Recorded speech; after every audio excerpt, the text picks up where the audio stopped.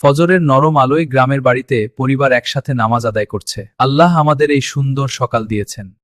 দেখো, লেবু গাছের ছোট ছোট ফল এসেছে। আমরা কি এই লেবুগুলো বিক্রি করতে পারি? রমজানে লেবুর দাম বেশি, কিন্তু ধৈর্য ধরো, ঠিক সময়ে বিক্রি করবে। পরিবার বাজার যাওয়ার জন্য বের হচ্ছে, শান্ত পরিবেশে তারা একসাথে পদচারণা করছে। সকালবেলার রাস্তা ধরে পরিবার হাঁটছে, ছোট ছোট পাখির কিচিরমিচির পরিবেশকে আরো শান্ত করে তুলেছে। বাজারে প্রবেশ করার পর তারা চারপাশ লক্ষ্য করছে, লেবু ও অন্যান্য ফলের স্টলে শান্তি ও কৌতূহল। পরিবার ধীরে ধীরে বাজার ঘুরছে, দেখছে কোথায় ভালো দাম। দেখি কোথায় ভালো দাম। ছেলের নজর পড়ল লেবুর দামের দিকে, বিস্ময় ও কৌতূহল প্রকাশ পেয়েছে তার চোখে। দাদি বলে দিলেন, ধৈর্য ধরে অপেক্ষা করলে ভালো দামে লেবু পাওয়া যাবে। এই দোকানে ভালো দাম, আসুন কিছু কিনি। পরিবার ধৈর্য ধরে অপেক্ষা করার পরে একটি সস্তা লেবু স্টল পেল। দেখুন, ধৈর্য ধরে অপেক্ষা করলে সস্তায় লেবু পেলাম। এগুলো দিয়ে আজ খিচুড়ি বানাবো। দাদি ছোটদের কাজ শিখাচ্ছেন, ছোটদের হাতে একটু সাহায্য করার সুযোগ দিতে হয়। দাদি, এটা কি পর্যাপ্ত হবে? হ্যাঁ, আল্লাহ রিজিক বৃদ্ধি করবেন। বাবা বাজার থেকে ফিরছেন, সমস্ত পরিবার খুশি।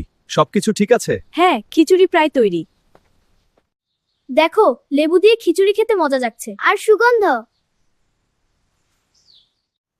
রমজানে ধৈর্য ধরলেই সবকিছু সুন্দর হয়। বাবা সন্তুষ্ট, মনে করছেন ধৈর্য ও চেষ্টা সর্বদা ফল দেয়। ছেলের মুখে আনন্দ, টাটকা লেবুর স্বাদ পেয়ে খুশি। দাদি, রসটা খুব টাটকা। মা খিচুড়ি পরিবেশন করছেন, সবাই খুশি। সবাই খাবে, আজ লেবু আছে।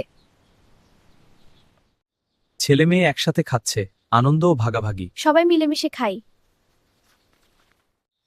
দরকারি জিনিস কেনার সময় ধৈর্য ধরো, আল্লাহ দেখছেন। ছেলের নজর পড়ল প্রতিবেশীর উপর, সাহায্যের প্রয়োজন তারা লক্ষ্য করল। পরিবার লেবু বিতরণ করছে, সবাই খুশি।